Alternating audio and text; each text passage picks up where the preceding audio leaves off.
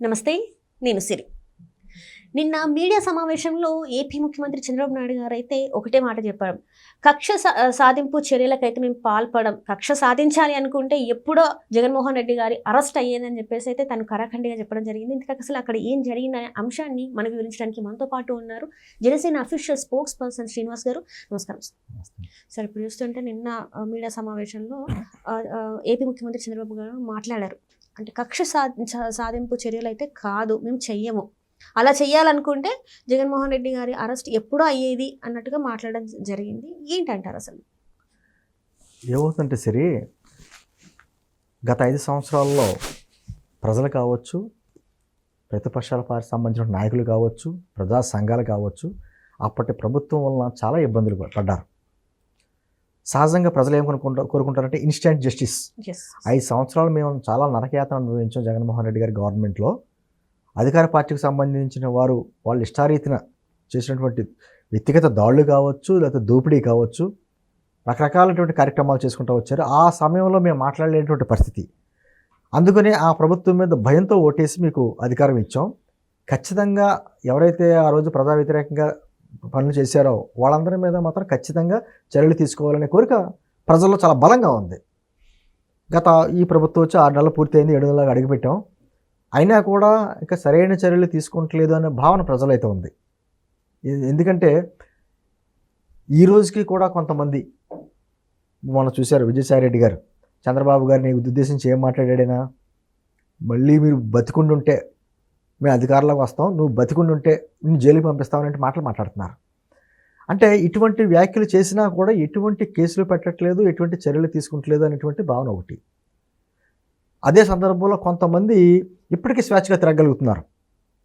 ఇప్పుడు ఒక ఉదాహరణ, పేరునాని కేసే వచ్చింది, ఆయనది A6. వారిని వారి భార్యని తప్ప మిగతా వాళ్ళందరినీ అరెస్టులు చేస్తున్నారు. అతను వచ్చి బయటకు వచ్చి ప్రెస్ మీట్ పెట్టి నా భార్యని ఇబ్బంది పెడుతున్నారు అనేటువంటి వ్యాఖ్యలు కూడా చేస్తున్నాడు. వాళ్ళ భార్యకి బెయిల్ మంజూరైంది కదా? మంజూరైంది.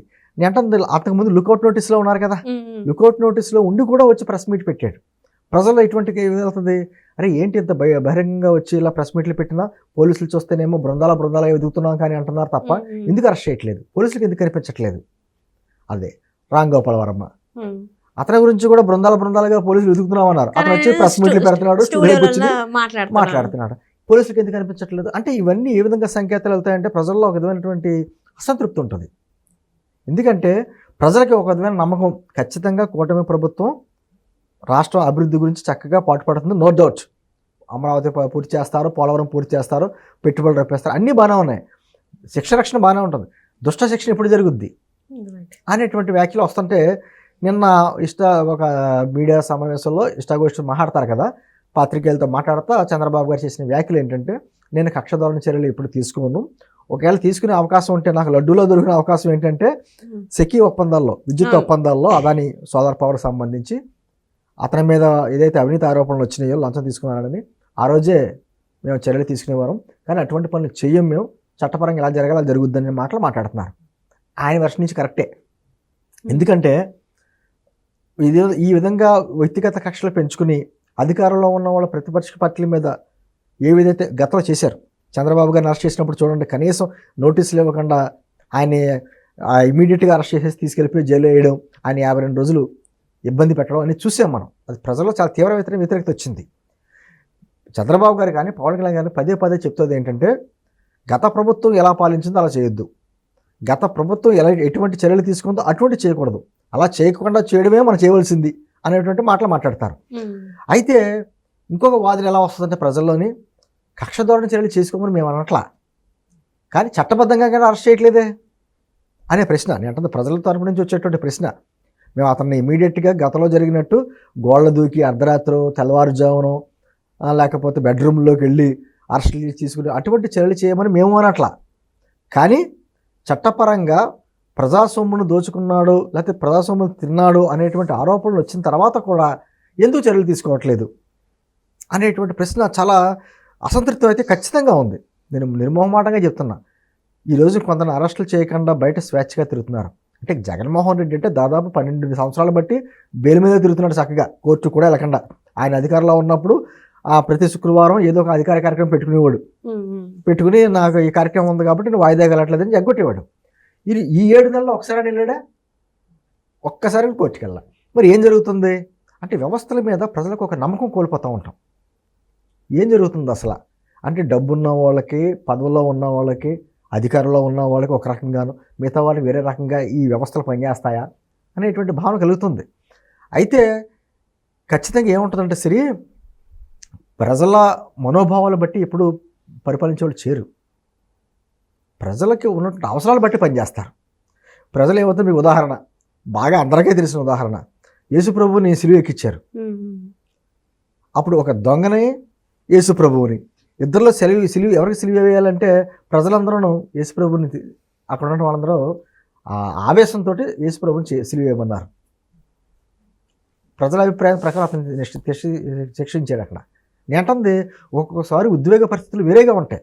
ప్రజల ఆలోచన ఎక్కడ ఇన్సిడెంట్ చూడండి, ఎక్కడన్నా ఒక మానభంగం జరిగినా లేకపోతే తీవ్రమైన చర్యలు జరిగిన ప్రజలు ఏమంటారు, ఇమీడియట్గా అని ఉరేసేయాలంటారు, కాల్ చేయాలంటారు. అలా చేయలేము. ఇది ప్రజాస్వామ్య దేశం. మనం ఏమీ రాచరిక ప్రభుత్వంలోని లేకపోతే అరబ్ కంట్రీస్లో కొన్ని దేశాలు ఉన్నాయి, అటువంటిది కాదు కదా. దానికి ఖచ్చితంగా ఒక విధమైన ప్రొసీజర్ ఉంటుంది. ఆ ప్రొసీజర్ కొంత నచ్చదు. ప్రజలు ఎప్పుడు ఇన్స్టెంట్ జస్టిస్ ఇమీడియట్గా జరిగిపోవాలని కోరుకుంటారు. ఈ ప్రభుత్వంలో, ఈ 6 నెలల ప్రభుత్వంలోనే అలా జరగట్లేదు అనేదే ప్రజల ఒక అసంతృప్తి. ముఖ్యంగా గత 5 సంవత్సరాల్లో బాధపడేటువంటి 3 పార్టీలకు సంబంధించినటువంటి నాయకులు, కార్యకర్తలు కావచ్చు, చాలా ఇబ్బందులు పడ్డారు, కేసులు పెట్టించుకున్నారు, దెబ్బలు తిన్నారు. వాళ్ళందరిలో అది అసంతృప్తి తీవ్రంగా కూడగట్టుకుంది. అందుకని ఈ ఈ నాయకులకి అర్థం అవుద్ది కదా, ఓహో మా కార్యకర్తలు ఎటువంటి అసంతృప్తి ఉంది, ఇలా ఉందనేటువంటి దాని ప్రకారం నిన్న ఆయన మాట్లాడడం జరిగింది. ఖచ్చితంగా మేము కక్షదారుల సైడ్ అయితే మేము తీసుకోం, వాళ్ళు చేసినట్టే మేము చేస్తే వారికి మనకి తేడా ఉండదు, వాళ్ళు మాట్లాడిన భాష మనం మాట్లాడితే వాళ్ళకి మనకి తేడా ఉండదు, కాబట్టి వాళ్ళు చేసినట్టు మనం చేయకపోవడమే మనం చేయాల్సిన పని అనేటువంటి భావంతో నిన్న ఆ రోజున మాట్లాడుతున్నారు. అలాగే అని చెప్పేసి ఇది మంచి ప్రభుత్వమే కానీ మెతక ప్రభుత్వం కాదు. ఖచ్చితంగా ఎవరైతే ఈ తప్పులు చేశారో, ఈరోజు పేరు నాని చూడండి, ఒకరోజు లేట్ అవ్వచ్చు, ఖచ్చితంగా వారికి జైలుపాలు కావాల్సిందే. అంటే ఒక్కొక్కటి మెల్లిమెల్లిగా జరుగుతూ ఉంటాయి. చట్టపరంగా ఎలాగే తీసుకెళ్ళి వాళ్ళకి నోటీసులు ఇవ్వడం, పోలీసులు ఎంక్వైరీ చేసుకోవడం, కోర్టుకి అప్ చెప్పడం, రిమాండ్లో పెట్టడం, మళ్ళీ కోర్టు వారు ఏమన్నా అవకాశం వస్తే పోలీసుల్లో వాళ్ళకి చేయడం, ఇవన్నీ కూడా ఒక విధమైన ప్రొసీజర్తో వెళ్ళాలి. అంతే తప్ప మనల్ని ఏదో గతంలో ఇలా ఇబ్బంది పెట్టారు కాబట్టి మనం వాళ్ళ మీద కూడా ఏ విధంగా కక్షదారుని చేసి తీసుకుంటే కూటమి ప్రభుత్వానికి వాళ్ళకి ఉన్నటువంటి వ్యత్యాసం ఏముంటుంది? ఎందుకంటే ఖచ్చితంగా జగన్మోహన్ రెడ్డి గారి ప్రభుత్వంలో వారు చేసినటువంటి తప్పులు క్షమించడానికి తప్పులు. ఎందుకంటే ప్రజలకి మీరు జవాబుదారీతనంగా ఉండాలని చెప్పేసి ఒక 5 సంవత్సరాలు ఇచ్చినటువంటి కాంట్రాక్ట్ని ఏ విధంగా దుర్వినియోగం చేశారంటే, వాళ్ళ భావంలో మళ్ళీ 30 సంవత్సరాలు మేమే ఉంటామనేటువంటి ఉద్దేశంతో, ఒక అహంభావంతో వాళ్ళు ఇష్టారీతినటువంటి పరిపాలన చేశారు. అన్ని రకాల వ్యవస్థలు నాశనం చేశారు. ఈ రోజున చంద్రబాబు గారికి ఉన్నటువంటి బాధ్యత, అంటే కూటమి ప్రభుత్వానికి ఉన్నటువంటి బాధ్యత, ఇటువంటి బాధ్యత చాలా పెద్ద బాధ్యత. మళ్ళీ తిరిగి రాష్ట్రాన్ని గాడిలో పెట్టాలి. వీళ్ళ దృష్టి అంతా ఎప్పుడూ రాష్ట్రానికి పెట్టుబడులు ఎలా తీసుకురావాలి, చక్కటి రోడ్లు ఎలా వేయాలి, ప్రజల అవసరాలు ఎలా తీర్చాలి, పోలవరం ఎలా పూర్తి చేయాలి, అమరావతి నాశనం చేసేసినట్టు అమరావతిని ఎలా పూర్తి చేయాలి, ఈ ఆలోచనలు ఇలా ఉంటాయి. మంచి చేసేవాళ్ళ ఆలోచనలు ఎప్పుడు ఇలా ఉంటాయి. ఇంక ఏమి చేతగాని ప్రభుత్వం ఏం చేస్తారో గతంలో చేసినట్టు మొదట వచ్చిన వెంటనే ప్రజావేదిక కూల్చిన కానించి అన్ని కూల్చివేతలే కదా. ఈ రోజు మా ప్రభుత్వం ఏర్పడి 6 నెలలు దాటింది, 7 నెలలకు వచ్చాం. ఏంటంటే చాలామంది ప్రజల ఆలోచనలు ఖచ్చితంగా వాళ్ళు చేసిన దుర్మార్గుల మీద చర్యలు తీసుకోవాలనేటువంటి భావన ఉంటుంది. చంద్రబాబు గారి ఉద్దేశం అదే. నాకు తెలియక కాదు, నాకు చేతకాక కాదు, అటువంటి పనులు మేము చేయలేం. అది చేస్తే నిజంగా ప్రజా వ్యతిరేక పనులు అవుద్ది. చట్ట ప్రకారం రాజ్యాంగబద్ధంగా ఏ విధంగా చర్యలు తీసుకోవాలో ఆ విధంగా చర్యలు ఖచ్చితంగా తీసుకుంటాం. ఎవ్వరూ కాపాడలేరు, అందరూ కటకటాల వచ్చి లెక్క పెట్టవలసిందే అనేటువంటి ఒక సంకేతం చెప్పడమే నేను ఆయన ఉద్దేశం. Right, thank you so much.